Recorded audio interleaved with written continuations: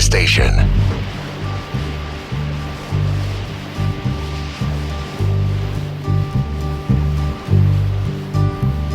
Sitting in the morning sun, I'll be sitting when the evening comes, watching the ships roll in, then I'll watch them roll away again. Yeah. I'm sitting on the dock of the bay, watching the tide roll away. Just sitting on the dock of the bay, wasting time. Look like I sit on Maritime Matters is brought to you live by Bahamas Maritime Connection. What is maritime? Maritime, simply put, relates to navigation or commerce on the high seas. Some say money makes the world go round. I say ships move the money that make the world move. Who navigates those large international ships? How often are international ships required to be surveyed and inspected? Maritime also protects our seas and borders by way of our local Bahamas Defense It is Force. very sad to say that out of 1,500 plus ships that are registered under the Bahamian flag, only a very small amount of Bahamians are employed. Maritime Matters. And pleasant good evening to you, our valued listening audience. Welcome one. Welcome all. Welcome to Maritime Matters. I am your host, Captain Glenn Bain. The producer for our show tonight is the great one, the maestro himself, Mr. Craig Gibson. We're coming to you live via Love 97 FM. This is Tuesday, the 17th day of March, 2026. And if it's a Tuesday, it's Maritime Tick, Tick, Tick, Tick, Tick Matters. We encourage that if you're driving and tune in with us, please do so cautiously and ensure to take your time in getting wherever it is you are trying to get safely. As the saying goes, drive to arrive alive. Our sponsors for tonight's show are One-on-One Pharmacy and also Island Care Pharmacy. For all your medical needs, check out My Lilkas, Shantia, Heal, McBride, and her lovely team at One-on-One Pharmacy in Nassau and Island Care Pharmacy in downtown Freeport. Fill your prescription at the store or send your refills via the online site oneononepharmacy.com. That's One-on-One Pharmacy, all one word, all lowercase.com. The three locations are East Street South, Charles Sanders Highway, those are the two in Nassau, and of course, Explorers Way, downtown Freeport. So please, anytime you need anything medical, little pills, you need a prescription filled, whatever you need. They even got chocolate and potato chips and you too, they can all. Let me stop before trying to get on my case. So ladies and gentlemen, One-on-One Pharmacy and Island Care Pharmacy, they carry this show. In addition, we got our second sponsor, Bahamas Maritime Connection Limited. That's BMC, that's us. We provide a full slate of ISPS maritime security service. And if you want to assist in sponsoring our show going on for 3 years plus, please feel free to make a call to Love 97 FM and let them know you'd like to make contact so that you can sponsor or assist in sponsoring this show, Bahamas. What's the show name? Maritime Matters. And we'd be more than happy to facilitate your interest in ensuring let me join your name or add your name to the list. Because, you know, this is the only maritime show we got in the country. And this is the first maritime show we had in the country. And this show lives on. Good night, Auntie May. My good old auntie up there in Freeport, our #1 fan on Maritime Matters. Guess what, people? Would you believe it? Auntie May is no longer 92 years old. Auntie May is now 93 years old as of last week, Thursday. And of course, she is still going strong. Strong. Strong. That's right, folks. My Auntie May had her 93rd birthday celebration on Thursday of last week. So she is now even closer to that 100-year milestone. And we know she can do it, right? So happy, happy, happy birthday, Auntie May. And keep on keeping on, honey. That is our #1 fan. Tonight, we engage discussions on the disputes surrounding the Rosewood CEC. What is CEC? That's some kind of certificate to say they're environmentally ready, right? We also want to talk about the anticipated gas pump hike. When you go to the gas station for diesel, go to the gas station for gas, when you go to buy kerosene, whatever the case may be, you will find in short order, if this war continues to go the way it's projected to go, boy, it looks like this one could be long, eh? Then you have to dip in your pocket a little deeper to fill that vehicle. We want to talk also about the RBDF Interceptors.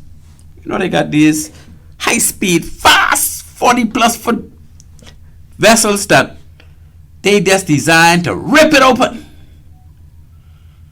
And so we want to talk a little bit about those interceptors, how they could be readily deployed, how other vessels in the Defense Force could be utilized. So we got a big Defense Force agenda for tonight. So you Defense Force officers and Marines, don't let this go away. You all need to hear this.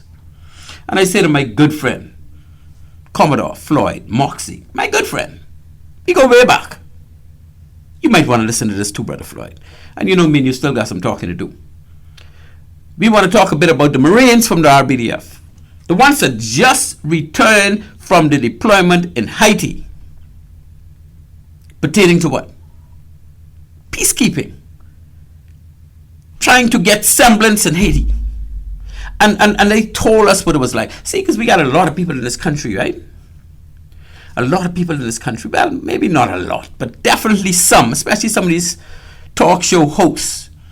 They believe our defense force is supposed to be a bunch of Cinderellas who are only supposed to stay in this country and try to abduct fishermen, the poachers, try to intercept drug runners or drugs, and little search and rescue, and try to intercept illegal migrants coming up from down south.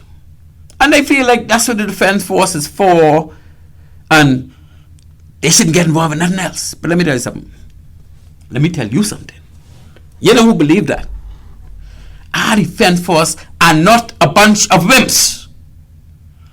Our Defense Force personnel, especially those set in the military operations, we used to call it MOP. I think they call it Commando Squadron or something now, right? Those people are prepared to get into combats and get into the action. Some of them are Green Berets. You know what's a Green Beret? But yet some of you all feel like, oh, we shouldn't send them to Haiti because next thing you know they get killed. And so they're a bunch of wimps, right? Other countries could send people to Haiti, but we can't. Because we lesser than them. We scarier than them. We are prima donnas who ain't supposed to be exposed to none of that. How silly is that, eh? How silly is that?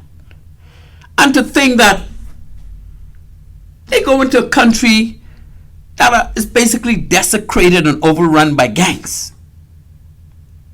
And it ain't like our people going down there to arrest the situation, you know. We are going down there as a part of the contingent to bring stability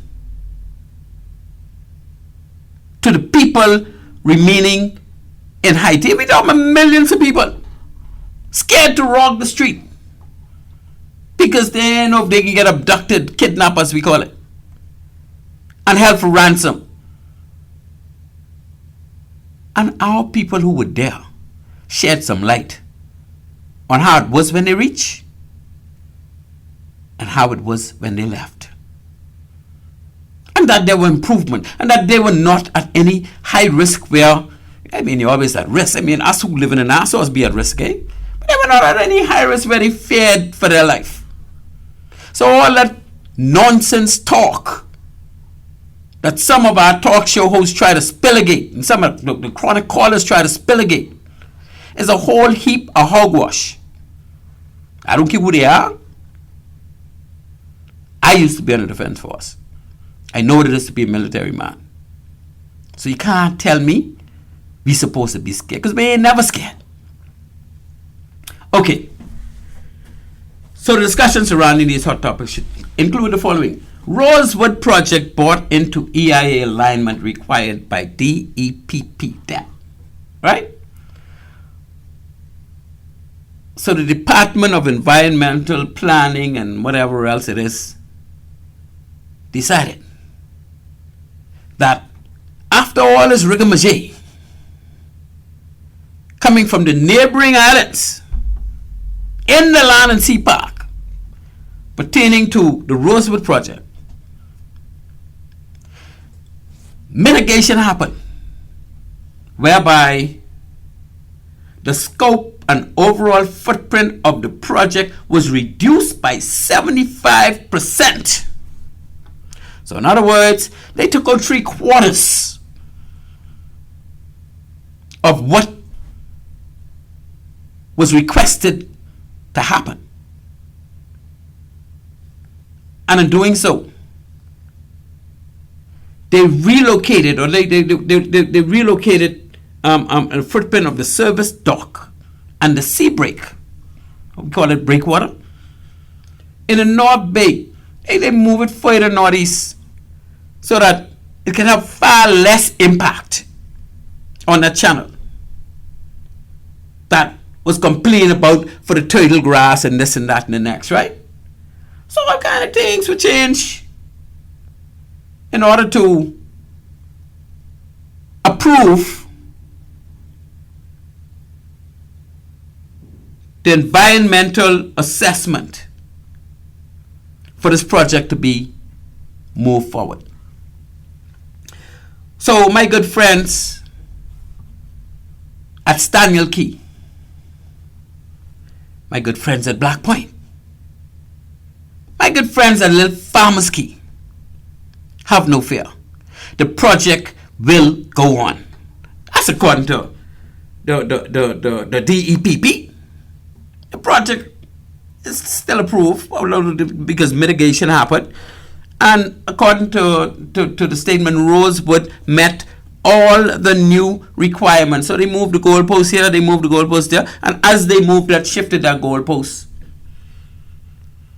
The people out of Miami responsible for this project shaved off here, added there, and made sure they were in full compliance, with the new requirements of the DEPP. So what my little sister used to say back in the day, put that in your pipe and smoke it. We also want to cover the gas pump prices going up. The hike in gas pump prices, the anticipated hike. We've been advised to brace for it. And then there's nothing the Bahamas could do to cause this to not happen. Because even if that war was to stop tomorrow, The fact that weeks have passed since any tanker could have gone and take fuel out of the Persian Gulf, we will still have some impact with prices, because prices already gone up. And it continues to go up. And guess what? It ain't looking good as far as this whole thing coming to a stop. Because if you follow the international press, boy, let me tell you something, I just follow that so close. Sometimes I don't sleep in the night, right? I just listen to CNN and them all night, Al Jazeera, CNN, what else? Everybody. It's like, and then of course I watch a lot of YouTube, but giving you stuff that even them don't give you. But it would appear, right, that the US and Israel, who initiated this war, are really no longer in the driver's seat. Yes, they have the upper hand when it comes to bombardment, pounding, when it comes to military activity as far as landing blows. Excuse me. But there's a geographical situation that exists that quite frankly doesn't exist anywhere else in the world. That's controlling 20% of the world's energy resource, 20% of oil and gas that the world needs. Only at the Strait of Hormuz. And there are two countries that the strait is squeezed between. It's Oman in the southwest and Iran at the east. And so when that tanker is gonna enter the Persian Gulf, because of course it got to come out of the Gulf of Oman, and then it goes through the Strait of Hormuz to get into the Persian Gulf, where they go in various countries, and then they're all tight and they're all close, right? You got the UAE right there after you finish with Oman, and then you got Qatar and Bahrain, and further up you got well, of course you got the big one right there to the west of them. I forget what the name, but you go further up and then you got Kuwait, then you got Iraq, right? And all of them are in close proximity to Iran, because Iran runs the entire eastern length of the Persian Gulf. And so Iran is opposite everybody. Even Saudi Arabia, that's the big one I was talking about. Saudi Arabia almost as big as Iran, but they're around the same size, right? I think Iran may beat them out by a little piece. But Saudi Arabia runs the western coast going all the way up to Iraq.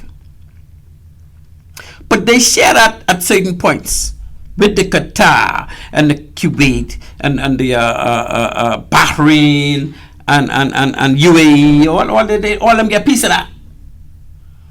But on their western side, and in some cases their north and southern sides, would be Saudi Arabia. So Saudi Arabia get one lion's share, and on the opposite side, Iran got the next lion's share. But that bottleneck, that choke point called the Strait of Hormuz, that is surrounded all the way from the north straight round to the east by Iran. And of course, running parallel to that will be the state of Oman, who basically taking mutual position. Oman ain't got as much oil as the rest of them. I even know if Oman got oil, but I think they do, right? But they ain't no big player when it comes to. And plus, a lot of them decide now they go run pipelines to Oman and do it on the outside. But even that, even to the south side of Oman, where they have that dock or docks that could facilitate tankers, that's very close to Iran. Anyway, I won't make this show too much about what's going on with this war, because you know we could talk about this till tomorrow morning, because I've been following it close. But feel free to make your call if you want to talk about it some more, if you want some clarification. I'll be happy to do it. So the second thing we want to talk about with this Persian Gulf thing is the escalating war wider impact. You know, because the fact that countries around the world, especially Europe and Asia, they rely heavily on products coming out of the Persian Gulf, that they starting to hurt. And they're just hurting. They're hurting to the extent where some of them are now turning back to Russia to give them gas. Because remember now, they said they ain't getting no gas from Russia because Russia bombing Ukraine, and they're not going to support Russia. They can make sure Russia ain't making no money because they only can buy more bombs and keep them more powerful. But now they got to go back to, because Iran has this choke on the Strait of Hormuz that even with all of those huge aircraft carriers, with all of those military bases, with all of them destroyers and frigates and submarines, the great powerful United States of America cannot get free passage. They cannot readily pass that choke point without being in eternal danger from bombardment by Iran. Not to mention the mines that they get put underwater to say they get exploded and cause the hull of the ship to get fractured and whatnot. So ladies and gentlemen, this one is a serious one. And as I started to say, it would appear as though Iran is in the steering wheel, because the rest of the world is feeling the hurt. And the longer this go on, the more it will hurt at the pumps. Worldwide. Now I talk about no Bahamas and US and worldwide. Because now you got only 80% of fuel that you had available, and you know the world is so heavily laden on fuel for energy. Because where we gonna be 10 years from now, we're not there yet. See, 10 years from now, that Persian Gulf ain't gonna be no more big deal. Because the world is turning to renewable energy, like it or not. And in 10 years' time, the entire world will have weaned itself up to at least 80% on renewable energy like solar and wind. And then nuclear will have a little part to play. But fossil fuel will be a thing of the past. Natural gas will be a thing of the past, because that's fossil fuel also, eh? LNG, LPG, well, LPG may still be needed because that's a different kind of gas, but who knows? I don't know the detail about LPG, but I can tell you, you wouldn't be able to burn fossil fuel without paying a fine after 2050. So it will be cheaper for you to just use electrical stuff where you can plug in and get energy from your utility provider, who will only be getting its energy from natural sources like solar, wind, and in many cases, because even today, they got a lot of nuclear plants, eh? Nuclear. And none of those use fossil fuel. So those filthy rich countries in the Persian Gulf, because all of them are very rich, all of them sell the whole world all this fuel and oil and the rest of that, right? So they're rich. They may still be rich, but they ain't gonna be making the kind of income they make today, because the world what they provide or what they sell will no longer be necessary. So, ladies and gentlemen, please, this is what is going on right now.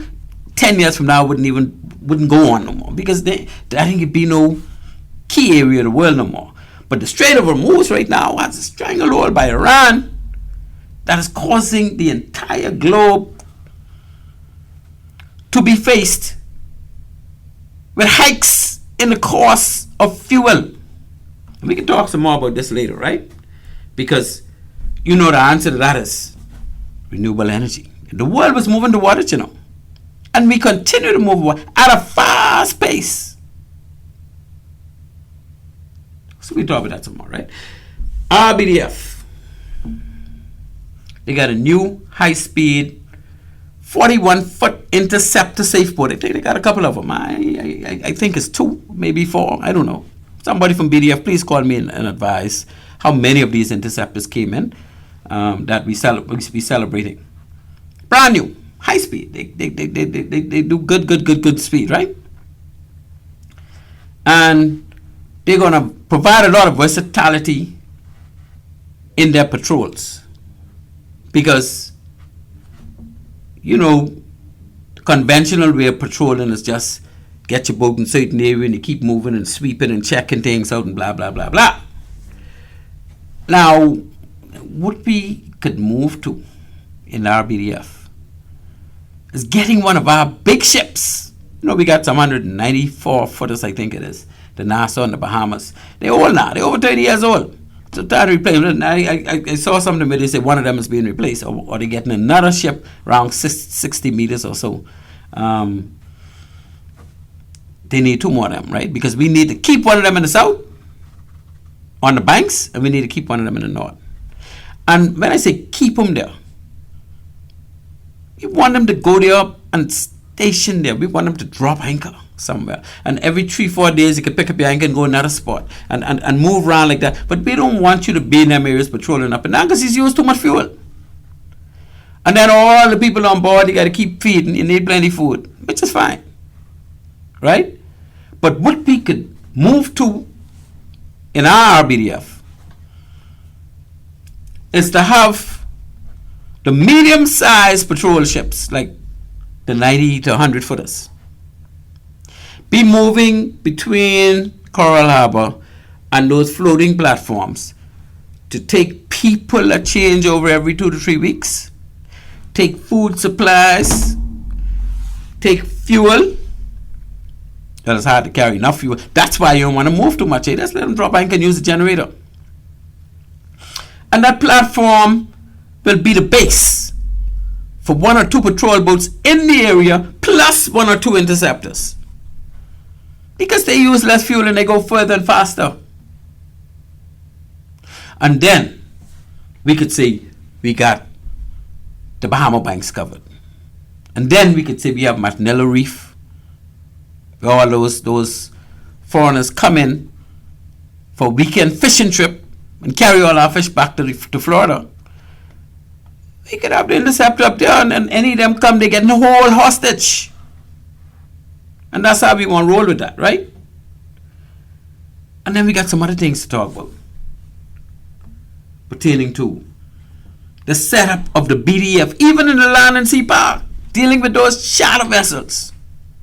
We sharpy when it comes to that, because the Port Department and the Defense Force are not talking to each other about ways of forcing these charter vessels to pay their fair share. we can talk about that too. And then we had some RBDF Marines just returned from Haiti, as we talked about a little earlier. And we hear from one or two of them to say, let me tell you what my experience was like. And let's talk about that a little bit. So we got a lot on our agenda for the night. We're talking maritime, people. You are listening to Maritime Matters. I am your host, Captain Glenn Bain. Our producer for the night, Mr. Craig Gibson. At this point, we moved our voice break. And when we return, we will carry on with details of these highlighted topics. Thank you very much. At One-on-One Pharmacy, our friendly staff is ready to serve you. Visit us today for all your prescription and over-the-counter needs at our East Street South or Charles Saunders Highway locations. We're open Monday through Saturday from 8 a.m. to 8 p.m. and from 9 to 4 on Sundays. In a rush? Send your refill scripts online at oneononepharmacy.com or ask about our convenient pickup service. One-on-One Pharmacy, providing personal health care with people at heart. At Bahamas Maritime Connection Limited, we offer first-class maritime security services throughout the Bahamas and the wider Caribbean. As experts in maritime security, we specialize in production of ISPS assessments and plans, verification audits, certified familiarization training, and port security consultancy, just to name a few. Our services also include provision of a security force to maintain all required ISPS facility security compliance. For all your maritime security needs, visit us today in Nassau at our East Street South location or in Freeport in the Kipling building. Call us at 392-3515 or follow us on all social media platforms. Bahamas Maritime Connection, your leader in maritime security. Let's help you make the connection.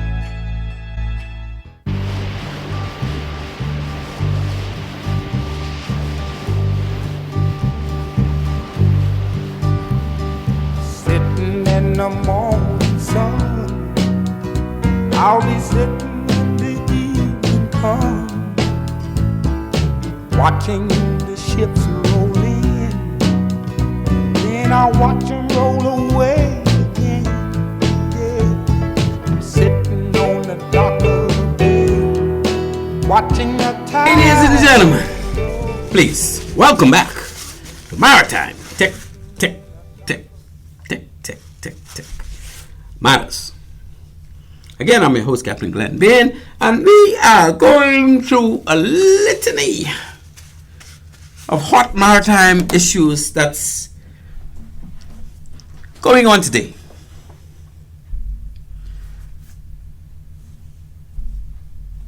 Maritime Matters is weekly at 17:05. That's 5:05 p.m. every Tuesday here on Love 97 FM. The primary purpose of this show is to sensitize Bahamians of opportunities in the maritime sector. We also cover current maritime issues from the domestic and the international maritime feeds. The phone number to reach us, should you wish to get in on discussions during the show, is 326-8255. Again, that's 326-8255.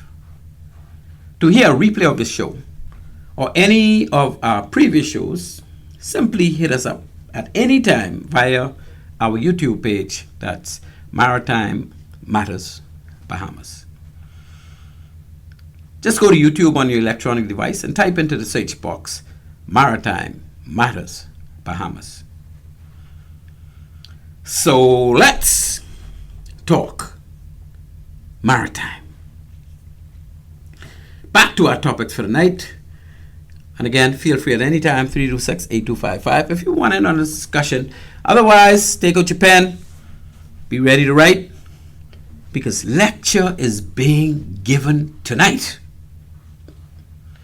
We talk about the Rosewood project. Remember, we had a lot of back and forth between the Rosewood project and the over yonder key situation with the turtle grass and scuba diving, and how this project in the land and sea park will create a menace create a menace in the sense that it's going to ugly up the place.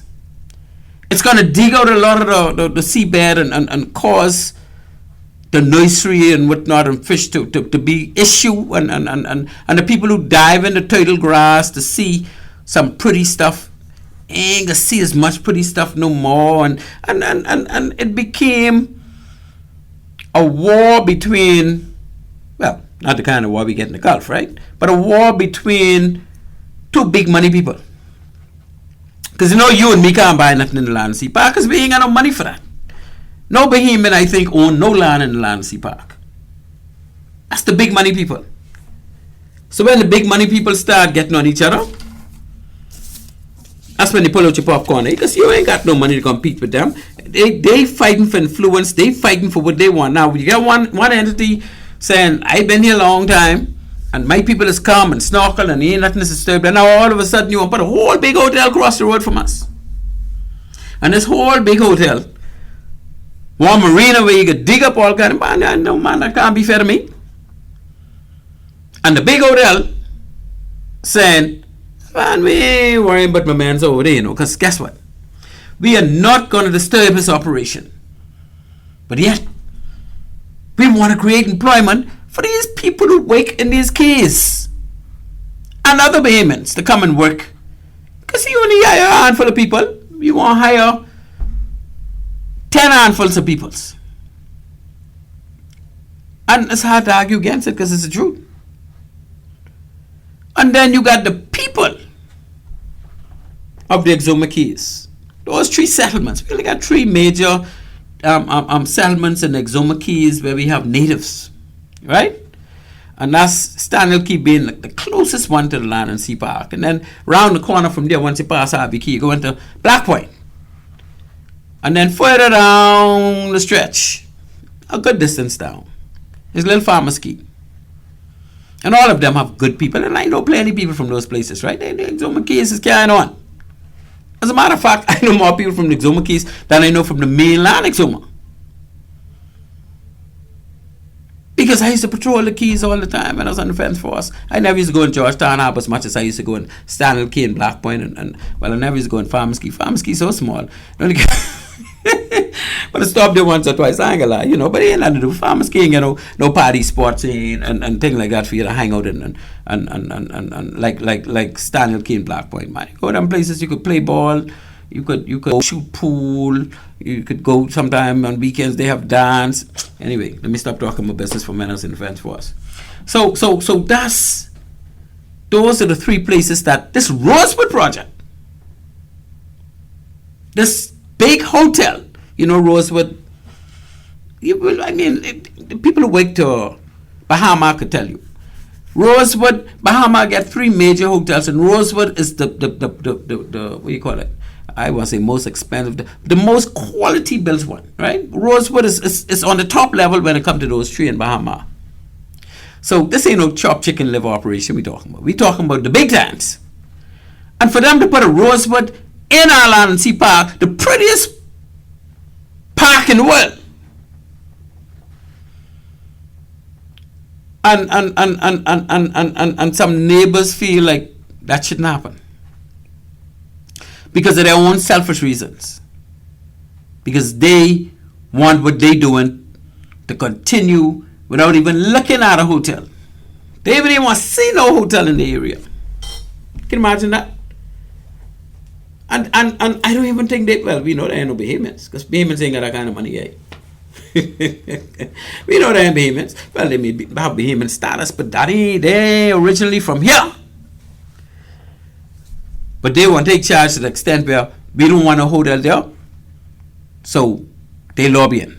Well, they lose the battle, right? Because the government entity dealing with the approval where it comes to the environmental impact. They call it EIA, Environmental Impact Assessment. I remember them well.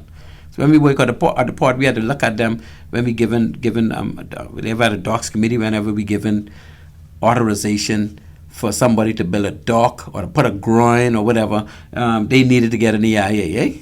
So we have to review those things, blah, blah, blah, blah. And not how I know about them. I know about them one course I've been on and they talk, but EIAs and all that. But anyway, the EIA, in order for the EIA to be approved, those things were taken into consideration, what the neighbors were saying.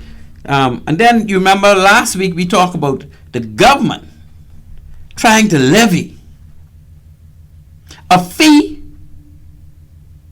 for the amount of seagrass meadows that they'll move. The government saying, look, we propose to receive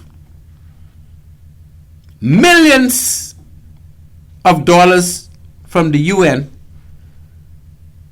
for our seagrass meadows sequestration of carbon out of the environment.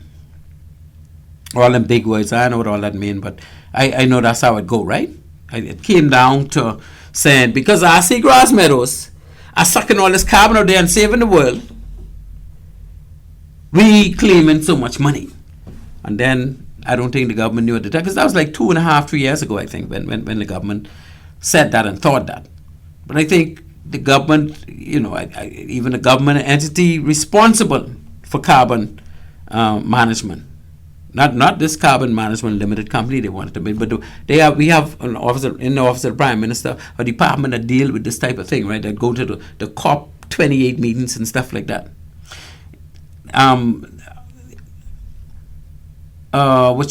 Video came out a couple of years back saying that you could only get carbon credits for mitigation of carbon emissions. In other words, if BPL, for example, through those big generators they have,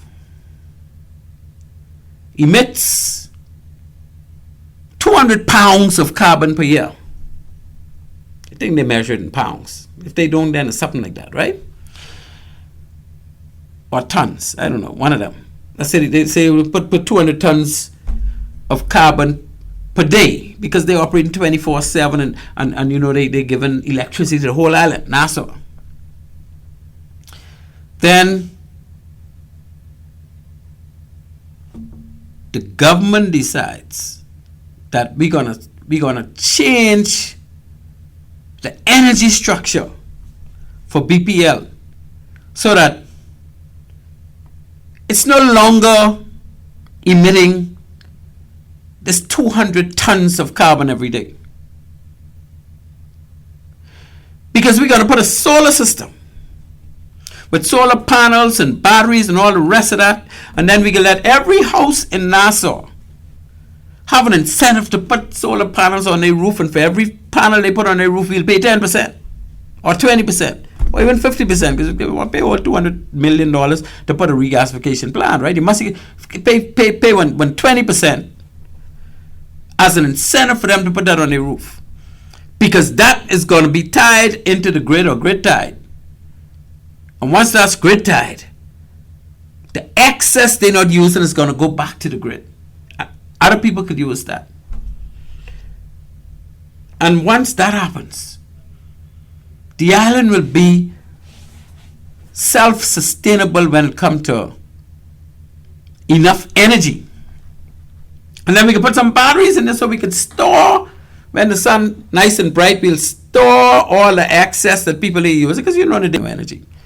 So that when they get home in the night and the sun is out, the batteries will regurgitate that energy, and the people will have energy throughout the night with the air conditioner on and all the rest of that stuff. It'll be like to sleep cool. And what this will do, right? I may be off track a little bit, right? But this real stuff, this stuff we're getting on right now. What this will do,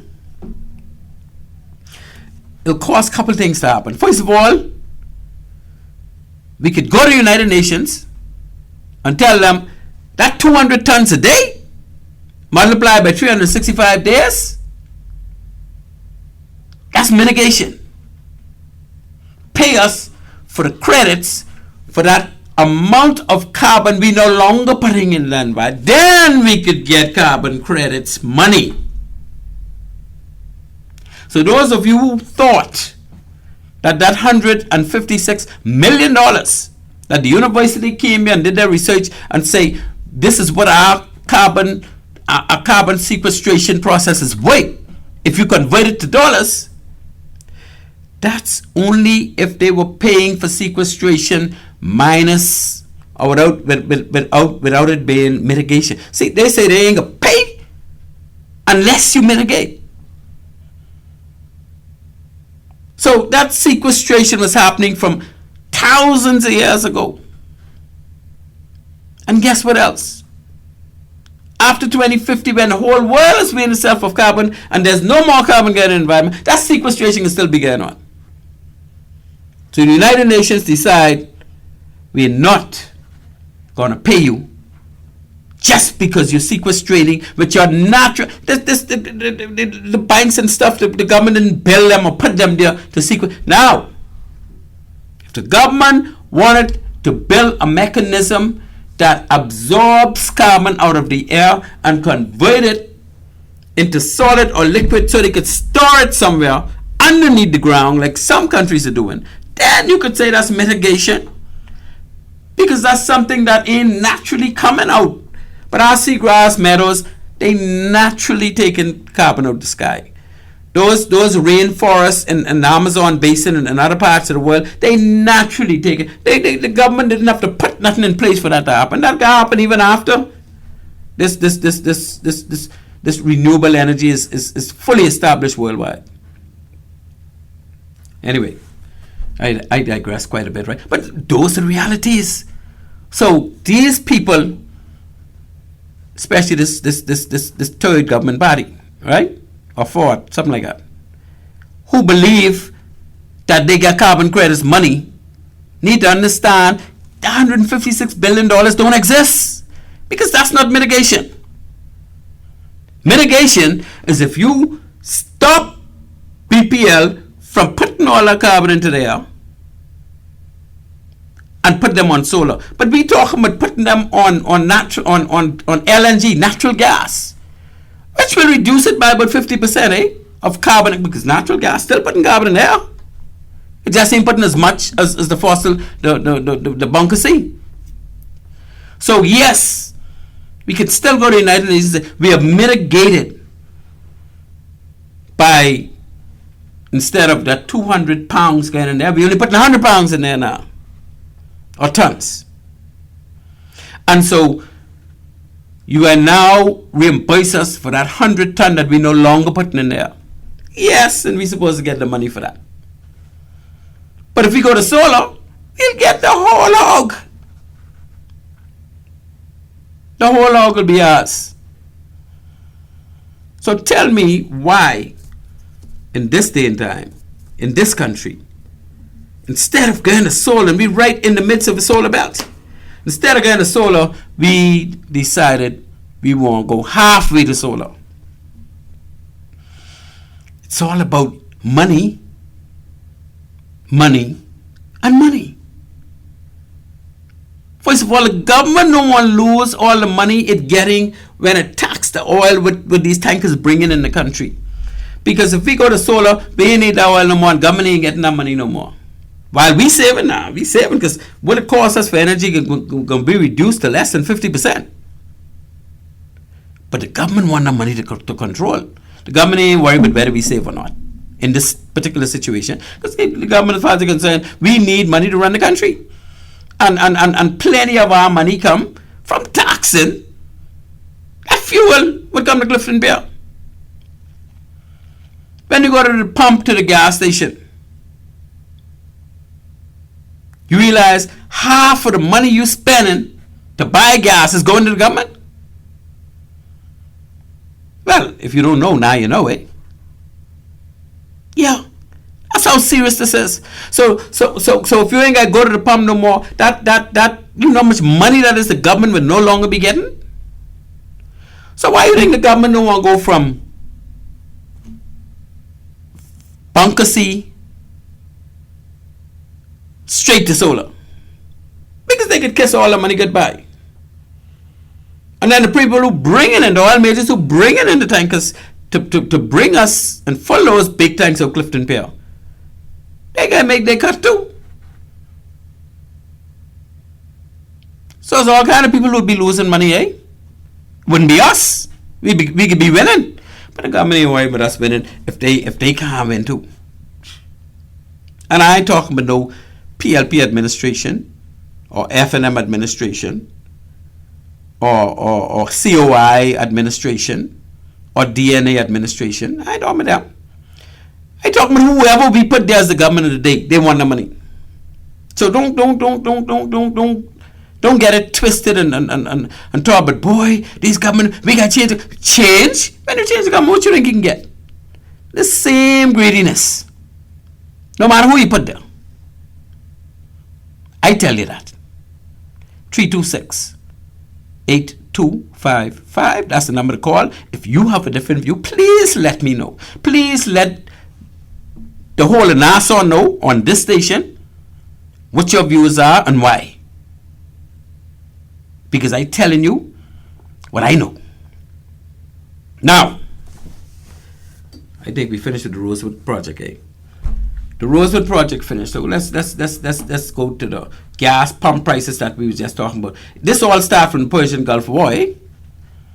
Well, not the Persian Gulf War. Iran, the war between Israel and Iran. Well, of course, Israel get backing from the U.S. And the U.S. is saying, we ain't do this because of Israel. We do this because we had this on the books to do from that time. But everybody know Prime Minister Netanyahu always wanted to attack Israel, always wanted to attack Iran. And the stars aligned perfect for him to do that. And that's why it was done. And so we're in a situation now where Iran is under heavy attack for the past couple of weeks from Israel and the US. But Iran ain't falling up. Because based on what they're telling us, Iran have most of their stuff stored underground. And underground, hundreds of feet underground, so that even the largest bunker busting bombs cannot reach them. They got speedboats under there. They got ballistic missiles, cruise missiles, you name it. I want to talk about the drones. And when they're ready to use them, they just pull them up, set up a launcher and launch them. And they get so much mountainous terrain that it's hard for you to even see when they bring it. They ain't like they get no flat surface like us in the Bahamas, you know. They get mountains, sharp mountains and things, but that's how Iran is built. Mountains and valleys. So if they decide they could bring one of them up and launch it, you ain't got time to spot them before that launch.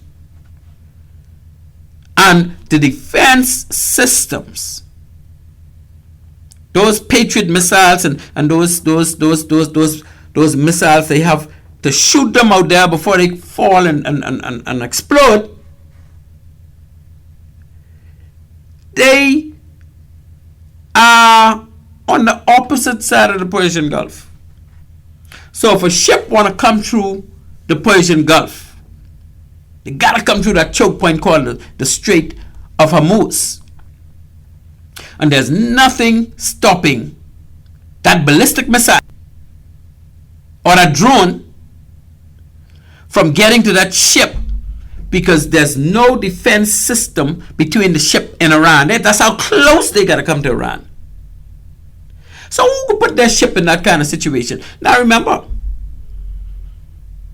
the U.S. had an aircraft carrier just in the Gulf of Oman about to head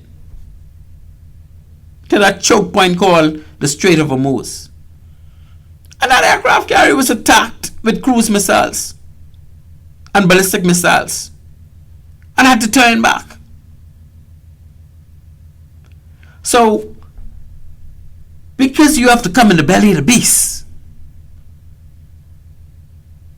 referring to Iran as the beast and the Strait of Hormuz as its belly.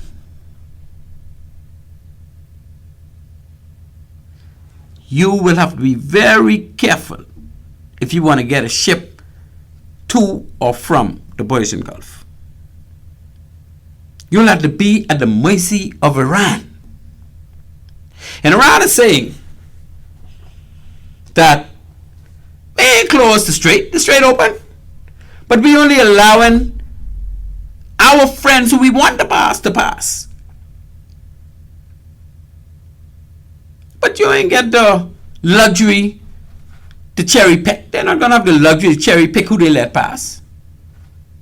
Because you've got a whole blockade of American militia ships and militia men that once that ship leave, they could decide whether they can let a ship come out or whether they can direct that ship.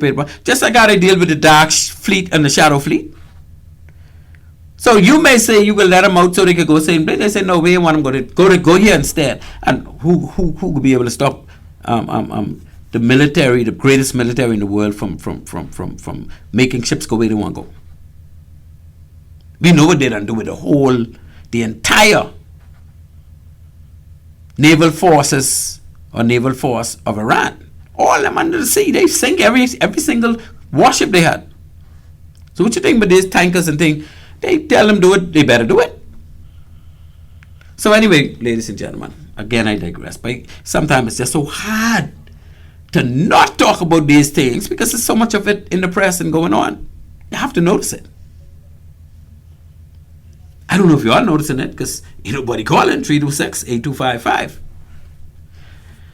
So we got to brace for hike in the gas pump prices because since Iran is now basically controlling where the gas and oil leave the Persian Gulf, they will have to decide when they allow ships to come in and out. That is not a decision that the U.S. can make at this time. That's not a decision that, well, that never had a part to do with Israel anyway. The U.S., China, Russia, India, Europe, they're the countries that rely heavily on this stuff. And the Americans have a lot of interest or bases, naval bases and military bases in that region. Britain have military bases in that region. I don't think China have none. I don't think Russia have none. And then that's strange. How come they don't have none? Because you got some countries that just go around the world putting their strength to say, we have interests here and be prepared to fight for it. In other people's country, in totally different territories. But that's how it just be when they get plenty power, eh? So, ladies and gentlemen, the prices at the gas pump seems inevitable that they're going to double, if not triple, within the next few weeks. You see, we ain't going to feel the crunch because out Clifton Pier right now, most of those tanks have plenty fuel. And the tankers that are on the way to them, while they are on the way, that fuel price can't change. But when you see that time come, when you ain't got no tanker on the way, because they couldn't get in and out of the Persian Gulf, fuel could start to ration. And places like Buckeye or Borco in the Bahamas would have oil storage facilities. And South Riding Point, which was Statoil, which is now, I don't forget, Lewithorn. It's places, it's facilities like them that will start to go up on the price of their stored fuel. And make sure if you ain't ready to pay, you ain't gonna play. Because the demand for fuel that they already have stored can be like gold. And the tankers out there, do you know that you have tankers out there now full of fuel? They're just waiting it out until the price go up so they could make 10 times what they was gonna make. Because they know that the Gulf is closed down and product what they already have is going to be so precious that they could sell it for a whole heap of money. And if we want a tanker to come to the Bahamas, see, there's no way we could convert our system to solar within this short space of time. Mind you, we should have done that already. Then we wouldn't have to worry about nothing but our light bill going up and all the rest of that. And when light bill go up, the food in the food store go up. Why? Because the food store have to have freezers, they have to have lights, they have to have air conditioning. All those things need fuel. The cost of transportation. Now you see why it's important to get a car that is an EV, something you could plug in. Well, of course, when you plug it in, you can use more power from BPL. But I know some of my friends, right? Let me tell you how good they have it. They have electric vehicle and they have solar panel. So during the daytime, when that solar panel is generating a lot of energy, they don't even use BPL power. The only guy kicking the BPL power only kicking in the nighttime when the battery get low because the sun ain't shining and making energy. And if they charge their car during the daytime when that energy is being made, they ain't paying to charge their car. Excuse me. So they got a situation where they ain't getting at the gas station and they ain't paying to charge the battery because of that, so the couple solar panels they get on their roof. So that's where all of us should have been at this time. And then we wouldn't have had this big headache as to why BPL gonna cost twice as much in the next 3 months. I want you to know it coming. Why the gas station rationing gas and sometimes they have to close early, or you see them coning the way you can't even get to the pump because they know you ain't no gas. I saw that just over the weekend. I saw a particular gas station with a bunch of cones. I think it was Sunday. And I was like, what happened there with the gas? I said, yeah. I said, hold on now. This thing is happening. This can't be happening already. But I think they were just late in ordering the gas, right? Because we know it ain't happened yet. But you could rest assured, based on the outlook of this Strait of Hormuz and nothing going in and out the Persian Gulf, and then when all the storage facilities, because you know the UN had told these storage facilities, we want you to mobilize your stuff now while we know we ain't getting nothing to the Persian Gulf, so the price of gas don't immediately start to drop. And I think they did that, right? The certain amount they have to give. And when that are out, more pressure on them, because they can say, boy, what I got here is gold, and they have to pay daily for this. Because while Iran continue to hold out and not allow ships in and out, because no matter how much pounding Iran gets, these guys are now living underground. They can get the pounding, but they still could do the damage.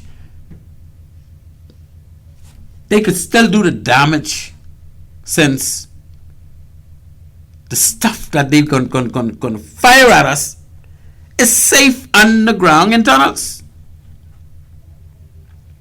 Well, that's what the news say. Eh? That's what you get off YouTube and Al Jazeera and things like that.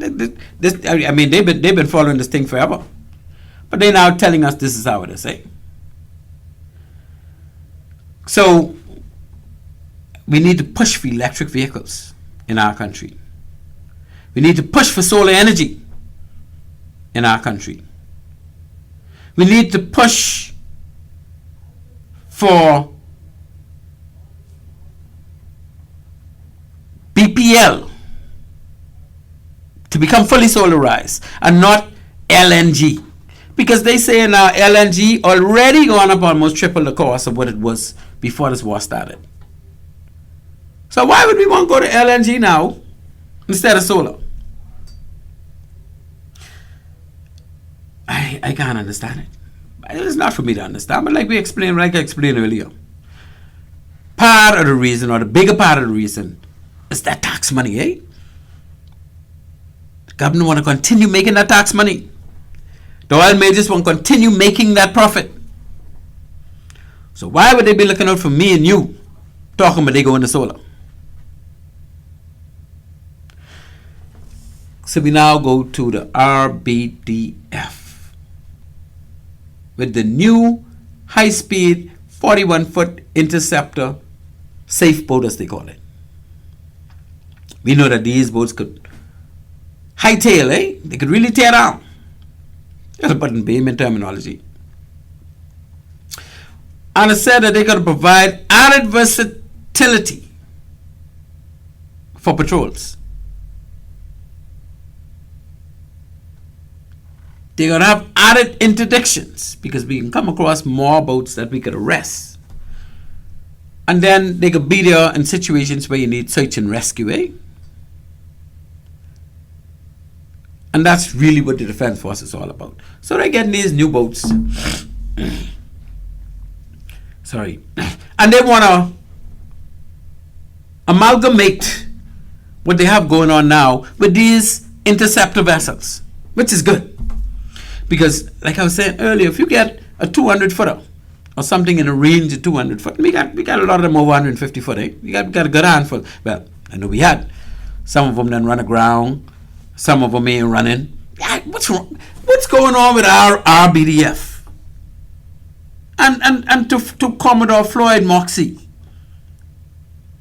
You just reach. No, he's my boy. You just reach. Commodore King was catching enough problems with trying to keep these, I'll call them brand new, sandy bottom project vessels running. Right? Because we know that two of them ran aground. I mean, I ain't talking just touch the bottom. I mean, really run aground, right? And I think it was 5 or 8. I don't remember how much we had. But some of them just sitting by because they're not being properly maintained. And when I say properly maintained, see, I've been in the Defense Force. I've also been in the merchant maritime, commercial maritime area. And I have seen the difference between engineering in the Defense Force to keep vessels going, and engineering in the commercial arena, which is basically under the guise of classification societies where you have to do certain things. And we know, those of us who've been around for a little while, that very seldom you see a tropical shipping ship off because, oh, that ain't running right now. No, it ain't running right now. No, they're always running. The Betty case. Always running. And it ain't by chance that these commercial ships are always running while Defense Force ships are hardly ever running. Those 200 footers, those 196 or 192 footers we got, right? They're over 30 years old now. We got them in what, 96, 97? I remember when they came in because I was Deputy Port Controller then, right? So this year marks 30 or 30 something years since we had them. Now, that's the kind of time when the U.S. Coast Guard will decommission their patrol boats, around 30 years old, right? And believe it or not, when they decommission their vessels, those things just really ready to run. And we've had experience when we got those 4 95 footers from them. That basically was the backbone of the Defense Force in those days. That's how well they run, even after they was 30 years old for a couple years. Well, of course, we maintain them. We ain't maintain them the way they was maintaining them, so what happened? And they started to break down like our other vessels. So, over the 30 years, with our 192 footers, I think that's what they are, right, OB? Or if OB, then Ambi, no. Ambi was one of the first captains. Ambi and I think Patrick McNeil, were the first two captains for those 108s. Those 192 footers, or 98 footers, I don't know, something, near 200 foot, right? And I don't think we got 10 good years over that 30-year span of running from the Nassau and the Bahamas. And I'm being modest. And you know what the reason is? The Defense Force do not have a proper engineering system. And you know where it starts from? It starts from having engineering surveys. It starts from having an engineering team that knows what they're doing because they came through a certain system. See, let me tell you something about Defense Force. Every vessel you see out there have at least 2 deck officers on board. When I say deck officers, I'm talking about captain or a commanding officer and an executive officer. And in many cases, they have 4 and 5. They got a CO, a XO, and 2 navos, or navigating officers. The bigger ones. And the smaller ones have a CO, a XO, and a navo. When I joined the force, we had 3 deck officers. Jack Ritchie was the captain. Tellis Bettel was the XO. And I was the navigating officer. Right? And then after a couple of months, I became the XO. And then after a couple of months later, I became a CO. And that was the system that the Defense Force had back then. But guess what? While all of that was going on, and even today, that ain't changed. There was never an engineering officer. And when I say officer, I'm talking about an engineering person with rank. Because all of our chief engineers were seniorites. We never had a commissioned officer while I was in the job that was placed on our ships to be the chief engineer of that ship. The engineering officers that we thought we had, and they wasn't really engineering because they never saw a time on the sea in the engine room as a person in charge of those machinery, right? But they were the commissioned officers that went to Dartmouth to be deck officers that were running the engineering department, ordering all the stuff and this and that, with the exception of perhaps a few. I don't like calling people name, right? But we had a few that went off to engineering school that the government sent back to England to do engineering. And they were the ones that were basically spearheading the engineering department. And while they were doing that, they didn't see that we had engineering officers on board those craft. They were happy with the senior rates being, and you will never see that in the real world. In the real world, let me tell you what you can see. You can see the captain as the person in charge of the ship. The next person down will be the chief engineer.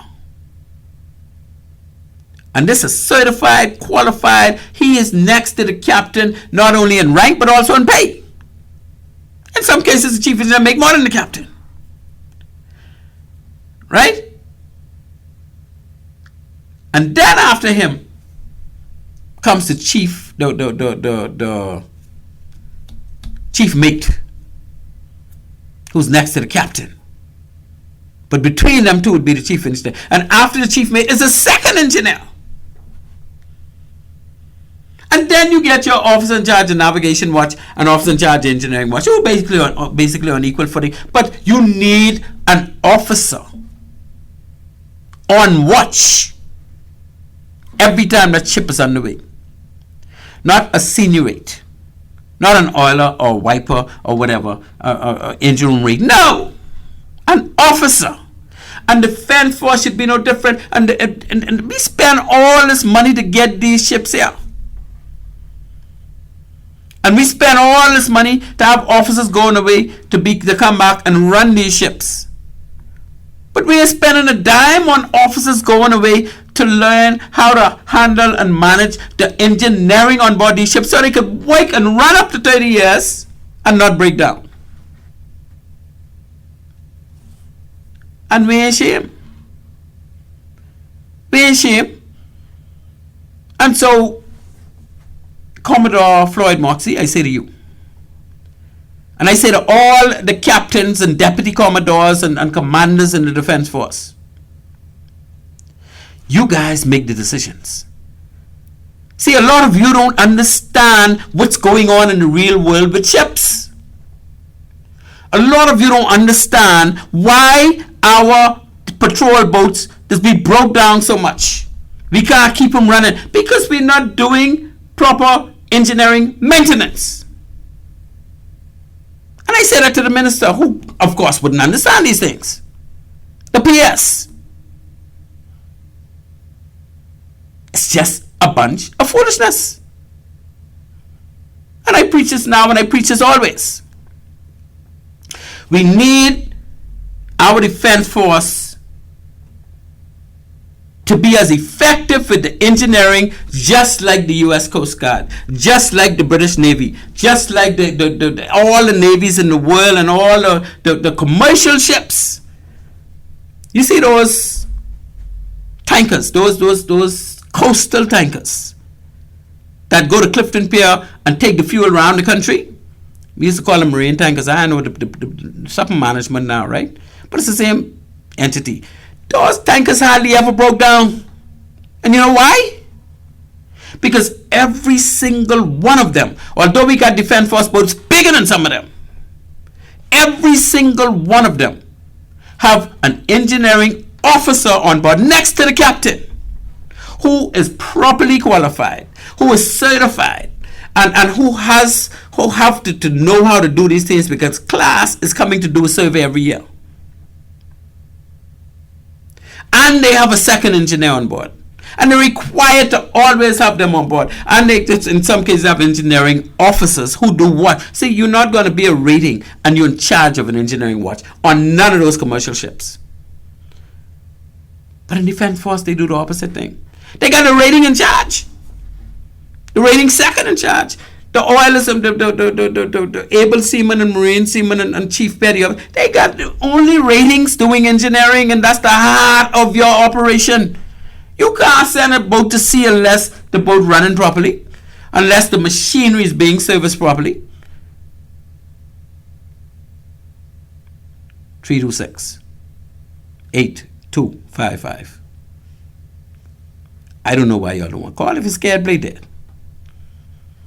But let's keep taking notes, eh? Keep taking notes. You are listening to Maritime Matters. On the show, we talk maritime. I'm your host, Captain Glenn Bain. And at this point, we can run to one more break. So we move to our second break. At Bahamas Maritime Connection Limited, we offer first-class maritime security services throughout the Bahamas and the wider Caribbean. As experts in maritime security, we specialize in production of ISPS assessments and plans, verification audits, certified familiarization training, and port security consultancy, just to name a few. Our services also include provision of a security force to maintain all required ISPS facility security compliance. For all your maritime security needs, visit us today in Nassau at our East Street South location or in Freeport in the Kipling Building. Call us at 392-3515 or follow us on all social media platforms. Bahamas Maritime Connection, your leader in maritime security. Let's help you make the connection. At One-on-One Pharmacy, our friendly staff is ready to serve you.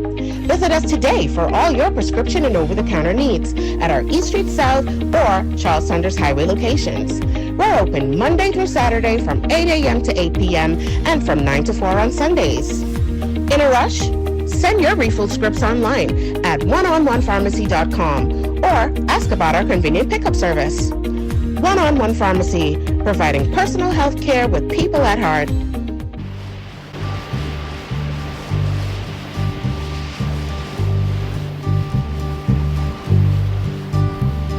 Sitting in the morning sun, I'll be sitting when the evening comes, watching. Ladies and gentlemen, welcome back. You are listening to Maritime Matters. I am your host, Captain Glenn Bain, and I'm joined by my producer, Mr. Craig Gibson. We got a call on the line. Let me see what the caller's saying. Caller, you on Maritime Matters. Hello. The friend of Glenn Bain. Hey, my brother. How goes it? Oh, let's go, man. How you doing, man?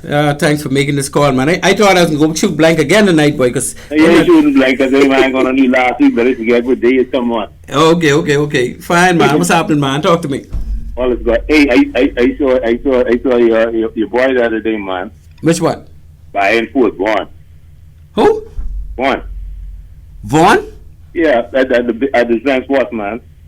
Oh, okay. So something like that. Yes. Yeah, man. You know. That's a good man. He asked me to borrow my tool. I put my tool in the diamond, man. These women ain't with it now. Boy, you better stop. I ain't put my tool in the diamond. He ain't with it. He ain't with it. I with you, man. Yeah. Well, you know. He ain't with it. But remember I called you it must be about a month ago, right? And we were talking about that situation in Haiti, but we sending our defense force officer. Yeah, I think that's like three, four weeks ago. That's right. Yeah. We had a good talk on that. Me and you agreed to disagree. Yeah, you can afford to disagree, but what I say is the truth. I say we agreed to disagree with each other, but we agreed that we'll disagree. You disagree with me, but we disagree. Well, you said right, but I was right anyway. Yeah, you was right. All else was right. That's why we agree, because you could have two opinions on the same thing. I heard an announcement, man. What really I mean, like coming from a radio station news, and it's really the wrong information. Okay, because I spoke to you about a month ago. I told you that we need to happen in Haiti, and we sending our defense of 20 officers there, like that could do something for them. What they there for? Nothing. But did you see the article on these people who returned, and did you hear what they had to say? They can say whatever they have to say. No, but they're the people who was there. You can't know better than them. Yeah, let me tell you what. Everything over there, anyone who go over there will be shocked, because when they see people just being murdered and killed and this and that, and no one could walk on the road because they can't say so. You know, kind of way.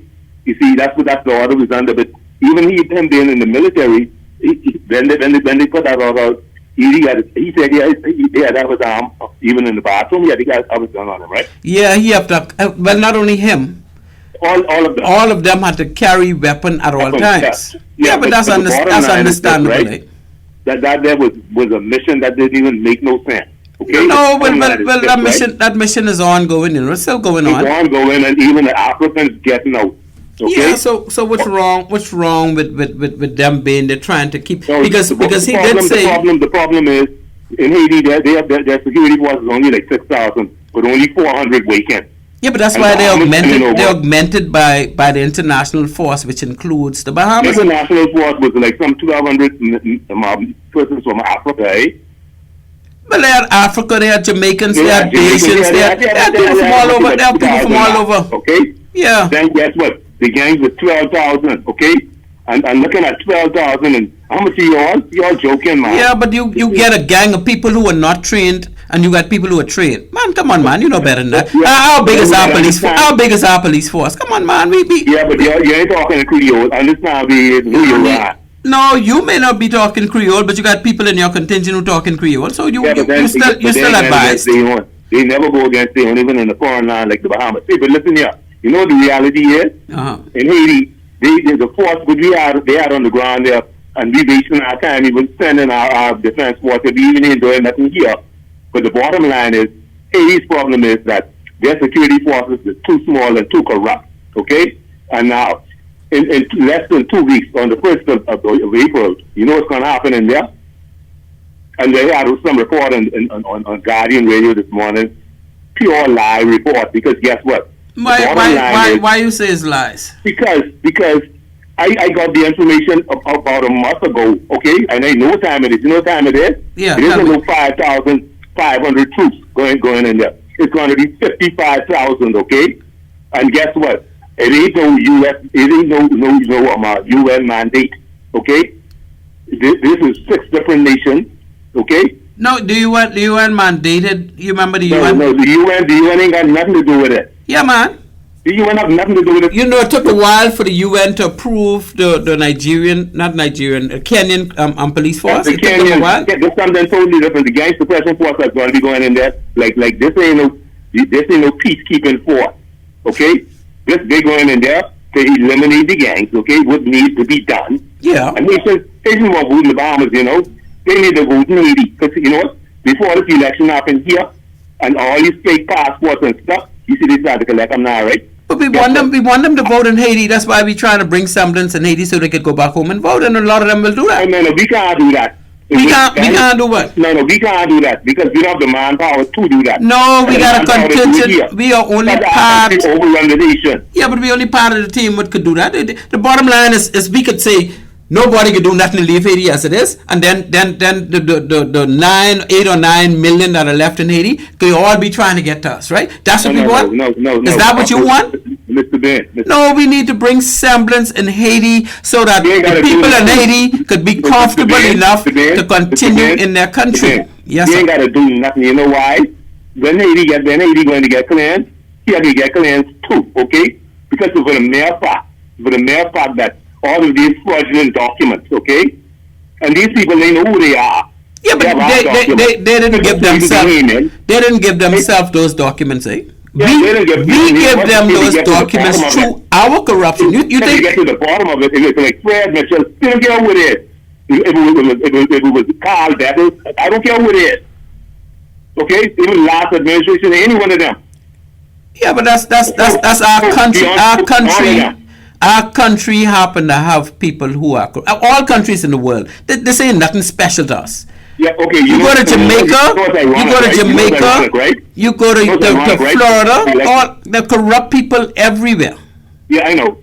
But you know what's ironic, right? We're going to have an election in like a couple of weeks, right? Yeah. And you know what? We got these people who are not Bahamians, right? If they have our passport, right? These people are calling the radio on talk show, right? And they will know why we got have like people who go in there. They have 2 different translators inside there. They tell people, so they can understand who to vote for this and that. Sometimes we got to get this Creole out of our hospital and thing. But how we get to be a 2-language country? This nonsense and thing. My brother, people listen to me. My brother, don't forget. The Haitianize this country. They've been trying for years. Eugene Neri. The spirit of Eugene Neri live inside Fred Mitchell, man. You remember Miami had 3 different cultures? Miami now. I don't mean in the United States. Understand Miami now. I said three different cultures. Maybe, okay? They got the force to get them people out. No, let me change that. Who's trying to bring these people in the couple dollars in their pocket? But they had corruption in Miami as well. This corruption thing is worldwide. Not on the level of here. Well, maybe not on the same level, but they had corruption. That's the only way people over there was getting straight and trying to get over there. Man, who was giving that country away? Now, one day sometime, I can see if people from all nationalities were getting our passport. No, they're giving all the passport to Haitians. Why is that? You always, I don't know why you, I don't, you have such good points, but you always wait till the show over the call, man. See, my show ran over, I 2 minutes over, but look here, let me just say to you, try call me early next time so we could go into this thing. I will cut me short because I got playing this thing, man. How I can cut you short if the time been going on? I can't keep you, I gotta go, the people are kicking me out. Man, you real people, man, can talk to you real. Well, you know, that's why I want you to call early, you know.